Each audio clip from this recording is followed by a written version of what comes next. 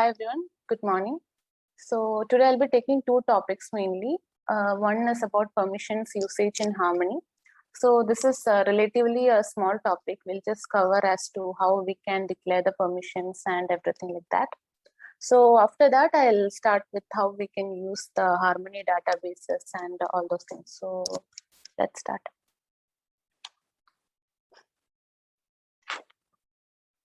So today in permissions, I'll be covering an overview of what it is and about how these permissions are declared in Android and its usage, and then the available permissions in Harmony, and how we can add the permissions in config.json, and then about how to handle the dynamically requesting permission part. So overview as such, I think every one of you, like most of you might be knowing what permission is. So in short, it is a means of controlling access to some system specific function. So like whenever in your device, let's say in your personal device itself, when you try to install an application, you could see what and all are the functions that particular application needs. It will request from the user. So some, it does not require user to grant like internet or anything, it will automatically take. For others, like which will affect the user security, in that kind of permissions, they will have to get the permission acceptance from the user before proceeding or before using that particular functionality. So today I'll be mainly covering about application permissions. So let's see in Android how it is being handled. So in Android, mainly when you create an application, you have a manifest, right? So in that manifest, you will mention what and all permission is being used by that particular application by using this users permission tag. So we'll give the name of the Android permission and whatever the SDK version for which it is applicable. And then in case if you need to declare a whole new custom permission as such, we will follow like this. We will give it in a permission tag, giving the name of the permission, label and a description, and the permission group on which it is applicable, and about the level of protection. So when you see in Android, you can find almost all these permissions being present in manifest.permission. Okay, you can see what and all other permission strings that is available in Android in this. Okay. So now this is just an overview of how it is in Android so that it is easier to relate it to Harmony case. Now, total permissions in Harmony, we can divide it into mainly two. There is a third one also, but we'll just discuss about these two. So first one is the sensitive permission. That's like which will affect user security kind of thing. So if it is accessing some user specific data or anything like that, we need user to accept their like user to grant permission before using those. So for that, we will need to like get permission from the user using a dynamic permission request process. So these kind of permissions are mainly location, camera, microphone, etc. So if you have an app and it is trying to access camera, so you need to get permission from user before doing so. So secondly, we have a non-sensitive permission. So these are the ones which does not involve that much sensitive operations. So these things you just need to declare in config.json file. You don't need to create a pop-up or asking user to approve the permission or anything before using this. Okay. So next thing is how we can add the permission in config.json. So like how we have Android manifest.xml, we will mention a user's permission tag and give all the permission whichever is being used by the app. Same thing we can do in Harmony using this request permissions inside config.json. So config.json is somewhat analogous to whatever manifest we have in Android. So here we will mention it in this request permissions tag.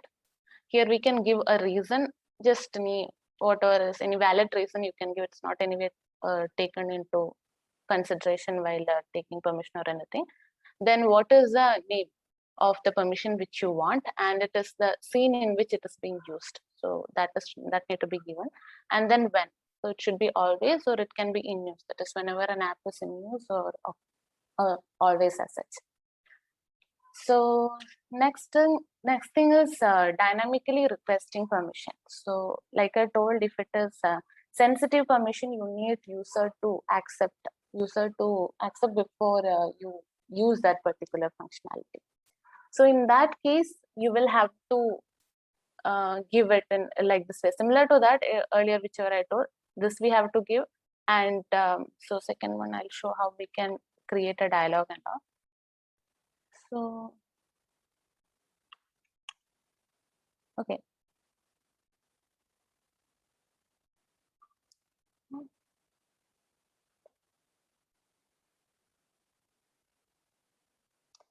You can still see whatever is there below, right? Or is it not visible? A list of permissions defined by can be found at. Is it visible to you? That we cannot see. That we cannot see. Okay. How can I just hide this one? Maybe you can come out of this slideshow mode for this. Okay, now it's visible, I guess. Yeah, only one we can see. Okay. So now it's okay, right? Now you can see. Yeah. Yes. Yeah. Okay. So then like how we have the permission strings in Android inside manifesto permission, we can find similar strings inside whatever is like ohos.permission.location. This thing we can find inside ohos.security.system permission. So in case you need to give some particular permission, you can refer that to get the string value. So next is how you can dynamically request permission. This is also almost similar to how it is done in Android. Now, once you do the configuration inside config.json, we can just in our main ability, we can give whether this particular code snippet. So here it will verify self permission, means it is already granted or not. So user have already granted the permission or not, it will check initially. So if it is already granted, it will not enter the next loop. That is, next loop will take care of showing the permission dialog, whether this particular app can access this location or anything like that. I think you might have seen the same thing in Android. So similarly, we have an implementation here. So that's what verify self permission does. It will check if it is already granted by the user or not. So based on the return value, we will have either it is permission is granted or it can be denied. So next is can request permission. So as and when if it is not already granted by the user, we'll check if it can really request. So sometimes if user might have disabled further, so he would have just clicked on deny and don't ask again. So that kind of option. So in that case, this can request permission will return false. So it won't again ask, it won't give a pop-up to the user again asking if it can access or not. So this is can request permission. It confirms with the permission management module to check whether request prompt is required. And then it's returning true if current application doesn't have permission and user does not turn off further request. So in that case, if user haven't turned off already, he will enter there and we will get a screen or pop-up which asks whether this application can use this permission or not. Then, yeah. So next one is request permission from user. So if permission is not granted, check if can be requested using the scan, then dynamically request using request permission from user. So like I explained here, we can here this one request permission from user will take care of displaying the pop-up value in pop-up dialog asking user for permission. So yeah. So once the user have granted the permission or denied whatever, so if you need to take care or if you need to do some specific action based on the input we get from the user, we can handle it in this on request permission from user result callback. So here we have a switch case based on whether if it is granted, you can do some action, else you can do whatever you like, whatever action is required in that case. Okay, so this is mainly about permission. It's a very small topic. So in case if you have any doubts in this, you can ask now. Can you just explain the last function once again? On request permission. Yeah, on request permission from user. So as and when this pop-up will be given to the user. That is, you will get a dialog whether this application can use this location or anything like that. User will give its input, yes or no, or don't ask again, anything like that. So based on that, as and when user gives that input, we will get this on request permission from user result callback. So inside that, based on whatever, if it is granted by the user, if the permission is granted, maybe you will have to write some logic. Okay, if it's granted, you maybe have to, if it's a camera, you will have to launch camera, some action. Else you can just tell permission is denied, some cost you can display. So in case any logic you want to write based on the user input we got, we can handle inside this callback. Okay, thank you. Before we request for the permission, we first check whether it has already been granted. So do we have to add that logic in this code as well? Then once we get the permission from the user, do we have to set it has been granted in this logic, or does that been taken care of automatically? No, this will come only when you have, once you get the pop-up and based on user input only, we'll get this callback. So if can request permission is already false, it will never enter this request permission from user. So it won't show the pop-up only for the user. So in that case, you don't need to handle. Callback is called, but then after that, it won't be called again, something like that. Sorry, can you repeat? The first time, since can request permission, it is true, it will go inside, but then yes. The second time we start the activity, it should come as false. Yes, yes. Okay. So I wanted to ask that if we request for multiple types of permissions and we allow the access for a particular type and deny for the other type, so how to handle that? Okay, that case, 1 second.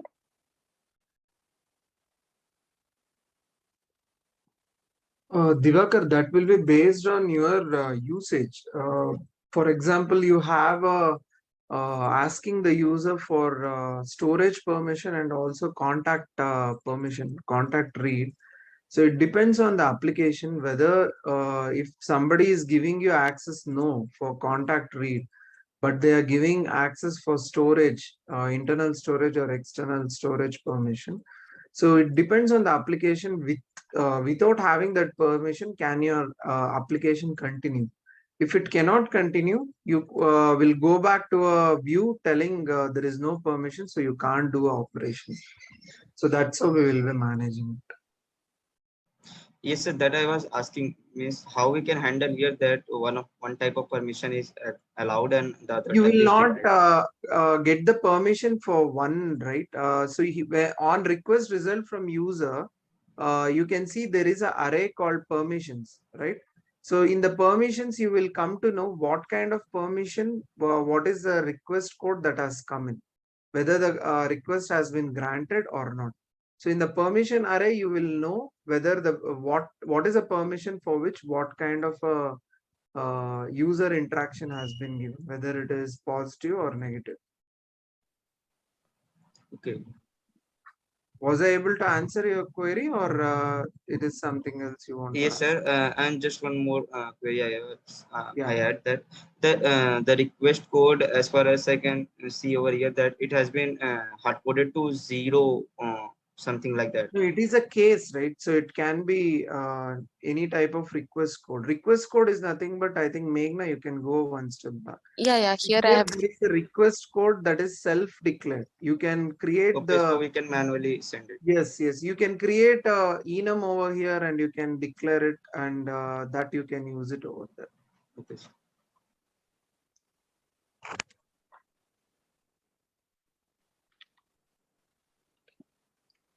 So if there is no other doubt, I'll move on to the next topic.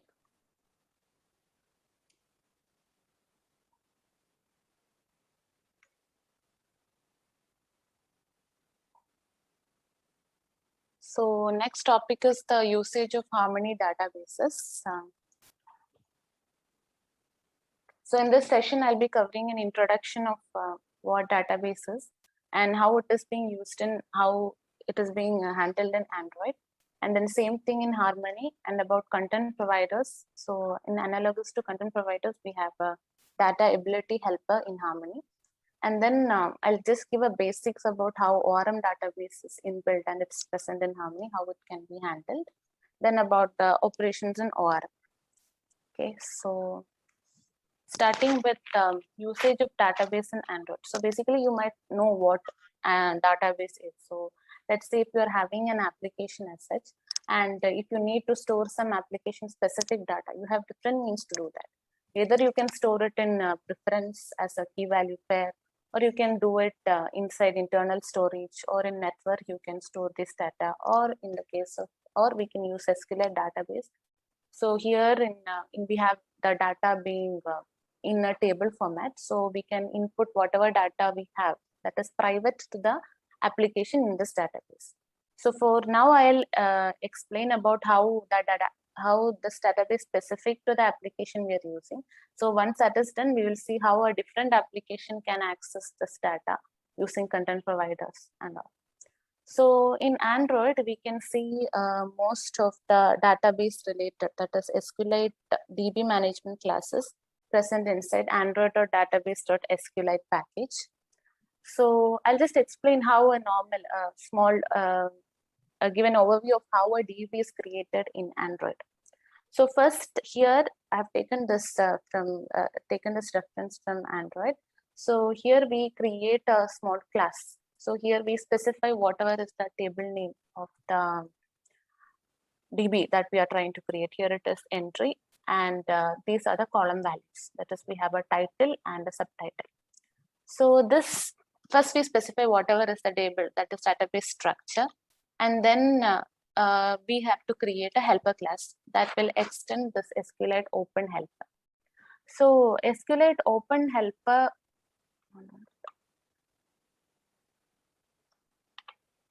SQLite Open Helper is a class which is present inside Android database SQLite. So this one will take care of almost all database creation, upgrading, or everything like that. So whenever you're implementing an application, you just have to create a helper class that will extend this SQLite Open Helper. Now inside that you will have to override this on create, on upgrade, on downgrade and all, and then you can take care of whatever logic you need to handle for your helper class. So then next, once the DB is created, next we will have to create a table in that. So here they're creating a table and they're giving two columns, title and subtitle. So once this is done, we will have to create a DB helper instance, and using that instance, we can call get writable database that will return a writable instance of database, and then using content values, we can insert it. So basically we can like in short, we can say what are the steps. So one, we will have to create a database, like create the database structure here. Then we will have to create a helper class that is extending Open Helper. And here in on create, that is as and when the database is created by SQLite Open Helper. So whenever you create an instance of feed reader helper, it will call the super, that is Open Helper, and it will take care of all database creation thing based on whatever name you're passing here. And then whatever is the created database you will get here, and then you can create the table. This SQL will execute this query and create a table. So once table is created, you can do this db helper.get writable database in order to get a writable part and then insert value. Okay, so now insert using this insert method. So now we will see the same thing how we can achieve in Harmony. So first, Harmony, most of the database related classes are present inside ohos.data.rdb. So this particular package. So Harmony also have store config. So store config is a class which is having a lot of configurations that we need to keep for database, like whether it should be read only or it should be write and read both, everything. Or also it has some methods like is read only, get name, everything. So based on your use case, you can use if it's required. Now, analogous to SQLite Open Helper in Android, we have a database helper here. So this is providing methods for constructing, deleting RDB. So this is similar to SQLite Open Helper. So like how we did in Android, here also we can create a helper class, DB helper, that is extending this database helper. Okay, so now once that is done, like how we like once the database is created, we will get a callback. So here in case of Android, you are automatically getting in onCreate, but in Harmony case, we will have to do these particular steps. So here the store config, I'm just giving a default config. Default means it will create a read and writable database by default. So I'm passing the database name along with that. And once that is done, I will use get RDB store method. So using that, we'll pass the config as well as the callback. So callback is where you will get reference as when the database is being created. So in this case, I'm passing this RDB, it should be of type RDB open callback. So in onCreate, we will get the RDB store when it is created. And then here we handle the table creation using this one, RDB store.execute SQL. So it's almost similar to Android, like you can connect and like relate both. So get RDB store, this is the method which we use for obtaining the database. So we can specify some configs, as I told, some store config. Then version is like, if it is initial, we will just give one. In case any upgradation, anything need to be taken care, we will modify it.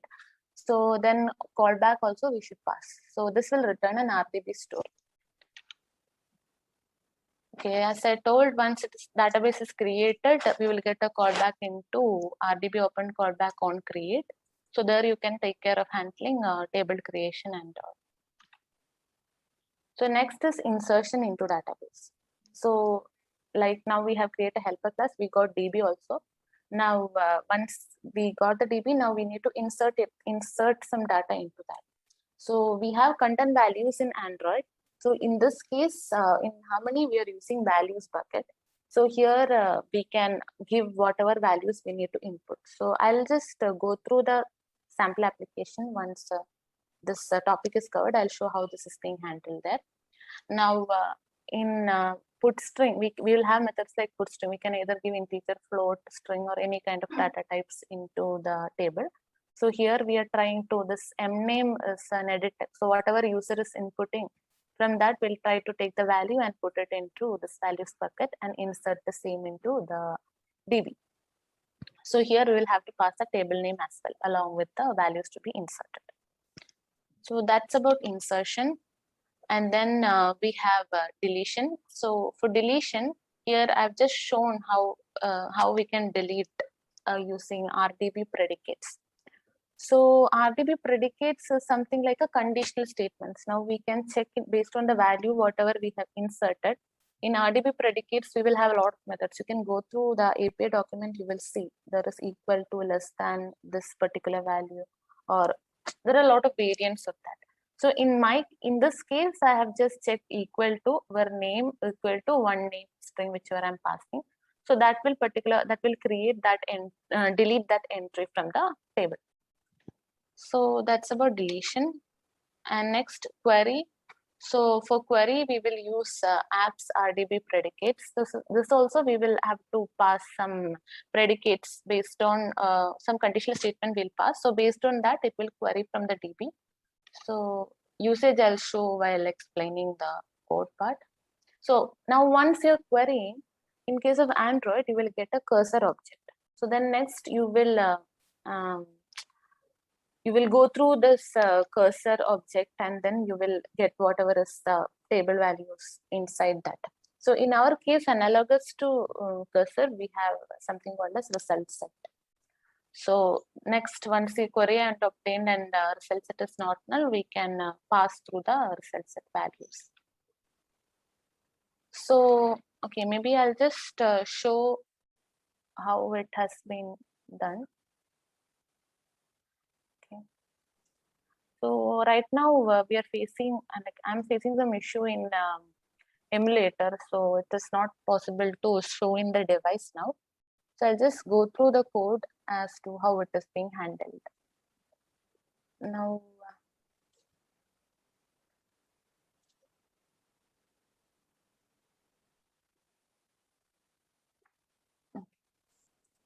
So this is the layout. Basically, I'm just adding two text field is similar to edit text we have. I'm just adding two fields which will take the name as well as last name from the user. So once name and last name I get, I will have buttons for add, update. Okay, delete is like on double click I have handled. On double click of an entry, I will delete. So for now it's add and update. And then I also have a list container here. So that is to display the queried values. So as and when I'm adding, it will show whatever is being added into the DB. So maybe once I share this, I will attach screenshot or something, so it will be much more clear for you for reference. So this is the layout. Now I'll go to the code part. Okay, so in this I've handled the code. So in it, I have taken reference of this add, update, and name, last name, whatever user I have entered. So upon click of this add button, so here on click of the add, I will insert. So in insert, I'll give whatever is being entered. This is the edit text field part. So here I'll take whatever entry user have given and put into this name, last name, and then insert into the table. So this show data, it will query the data and it will display into the text field, into the list container that I mentioned. So here it will, if the column value is, if I'm giving name and last name, both it will display, and then it will iterate and set it into people adapter. So this is the adapter that will adapter for the list, whichever is in the UI. So that is about it. Now similar update also, I have same thing, RDB predicates I'm using, and name I'll just give in the UI whatever name is there in the last name I will change, and then that one I will update into the DB. So it is mainly we are using db.update, insert everything, normal functions only. So here this is the model class. So here I have the name, last name, and get point set up for that. So this adapter is the one which will display the data. Whatever I am querying and putting, it will display. Okay. So that is about this DB database part. Now coming to content provider. So content provider mainly the Hello. Yeah, hi. Yeah, I just wanted to ask one thing. So in query, we are using AVS RDB predicate, and in delete and update, we are using RDB predicate. So they are two different things, right? Yeah, it is actually ABS predicate is an abstract class. So RDB predicate is implementing that one. Okay. So like, can we use RDB predicates to run queries? Or like, Yeah. it's the same thing, I guess. Yeah, it is same. Okay.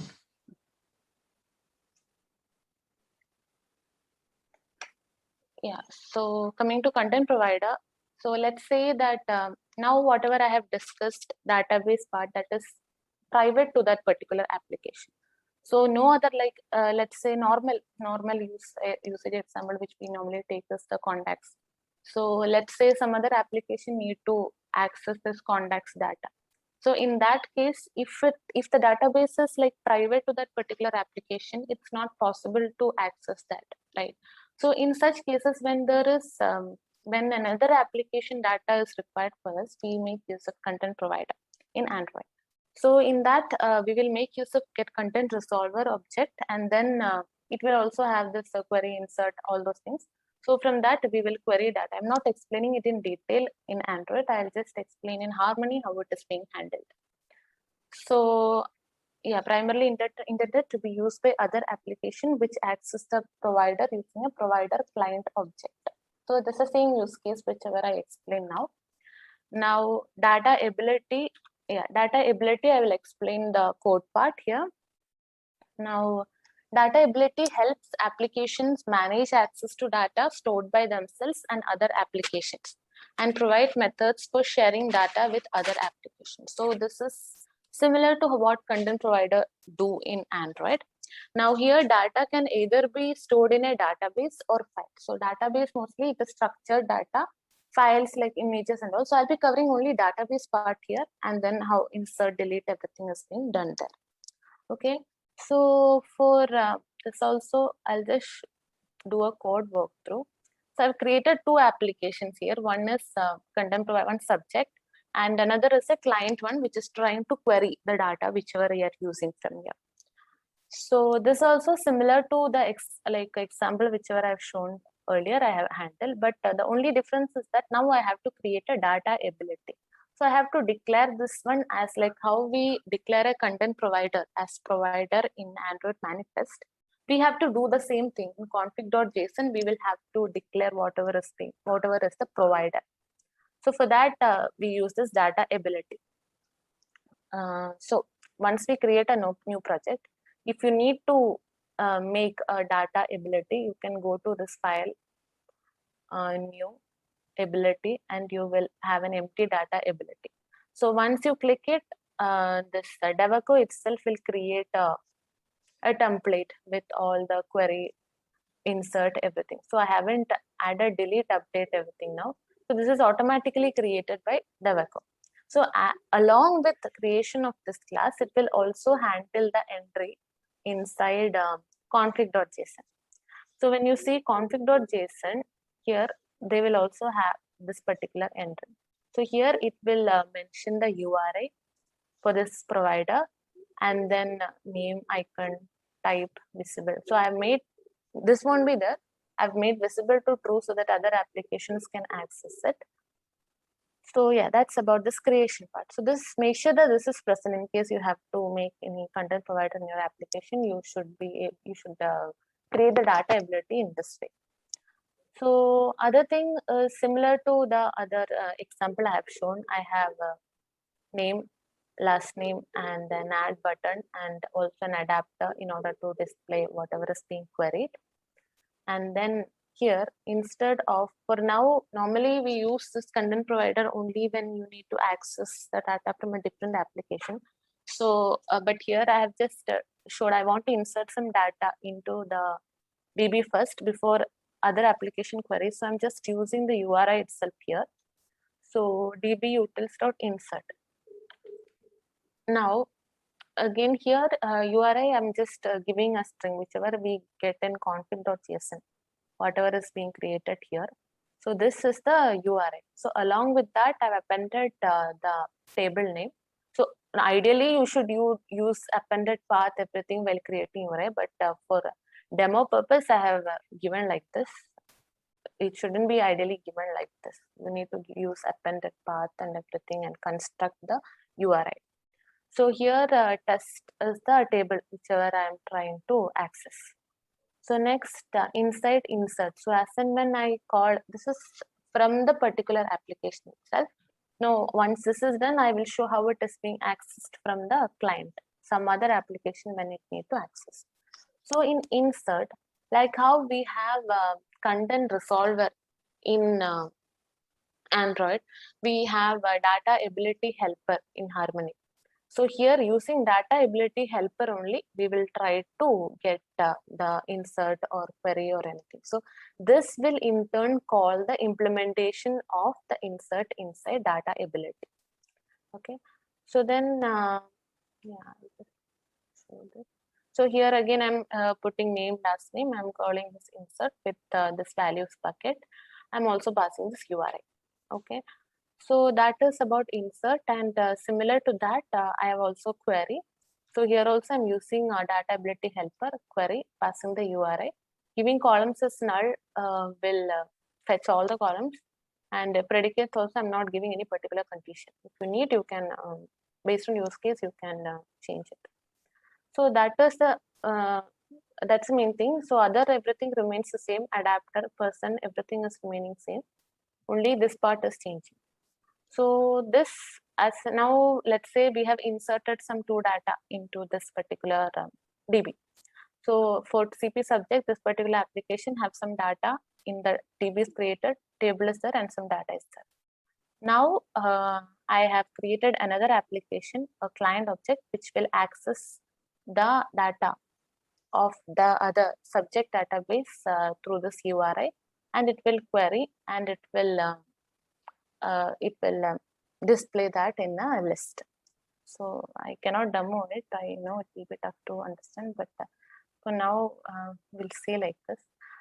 So here, so another thing to note is that sometimes you can actually add permission in order to restrict access. Like here now, this particular provider is accessible to everyone.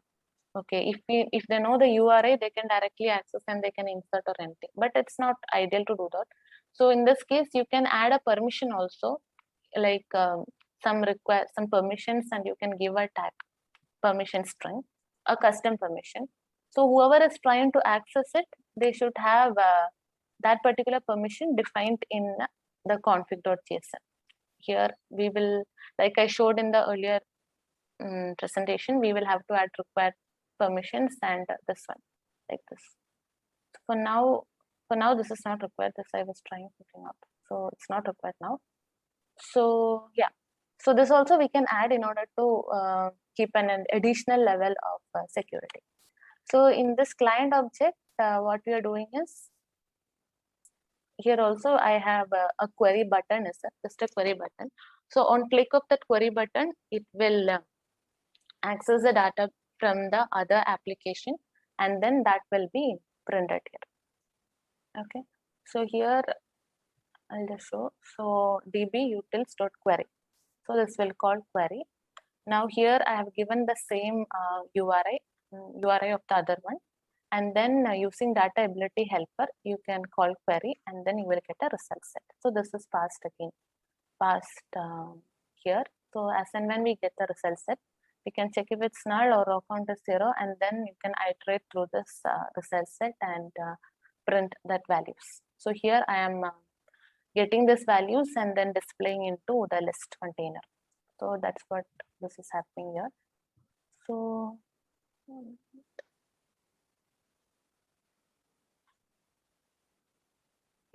yeah, so that's it about data ability.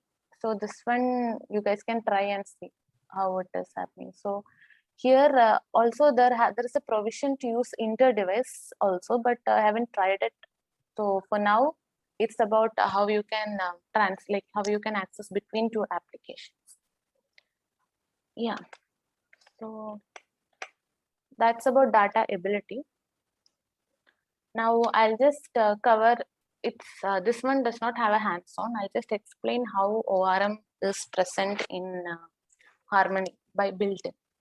So like we have a room and everything in Android, right? So similar to that, room library and Green DAO, everything is there.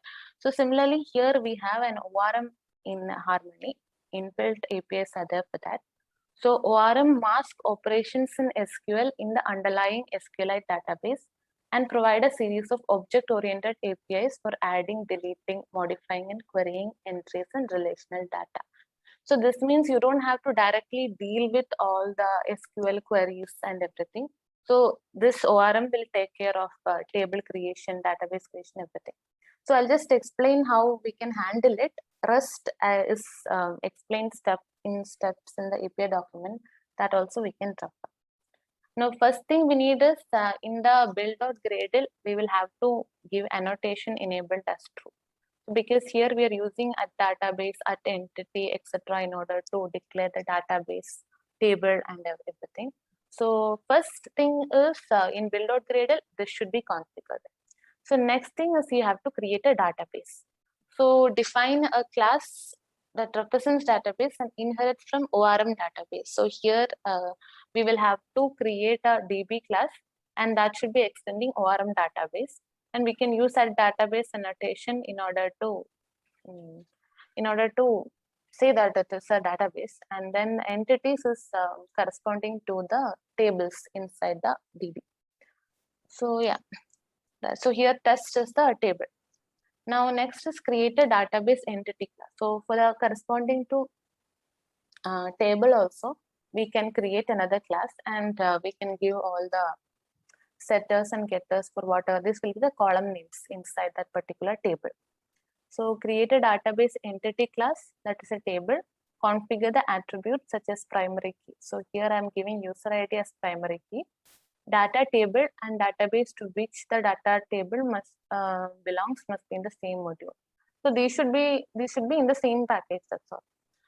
So next is using the APIs and ORM context to create a database. So like how we have a get RDB store in normal RDB case, for ORM also we can use get ORM context, and we can give the DB name and the DB whatever is this is an alias name, and then DB name, and then the DB class store DB. So then once that is done, you can insert. In order to insert value, you can use ORM context itself. So this is having different methods for inserting query, delete, update, everything. So make sure, so in this case, we are not dealing anything with column or anything in the code. We are just using the set first name in order to, this will only, like earlier in the case of RDB store, we had to write a query like create table and everything. So in this case, that does not require. This itself will take care. ORM is like an intermediate layer between the database and our application. So yeah, so here once this is being for inserting, you can use our ORM context dot insert, and then once that is done, make sure to flush in order to save the changes. So that's about insert. So query, update, and delete, I've just added how they're being used here. So for query, we have like RDB predicates, like how it is mapping to the conditional statements. We have similarly ORM predicates also here. So here this will query ORM object instances that meet the conditions specified by the ORM predicates. So here whatever, okay, for now I don't have hands-on now, so I'll just show the example that they have done here. So in this case, we have an ORM context and we'll pass whatever is the table class, and inside that age equal to 29 is the predicate, that is the statement we are giving. So this will fetch all the particular rows. I mean, here it is update. So this will update that particular entry with age 29 and give us. So same thing for delete and delete you can do. Query also it's being explained here.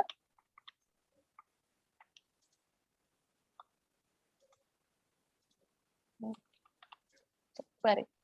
So query will query from using the context. We have equal to last name San. So last name over is San, that particular row it will query and it will display in user. So we can then iterate to this list and give in data in whatever in list or whatever we want in UI. So this is internally same thing it is doing, just that in it will be much more performance wise we can better use ORM than the SQLite RDB store one. So I just explain how it is there since there is provision in that. So yeah, that's it about that.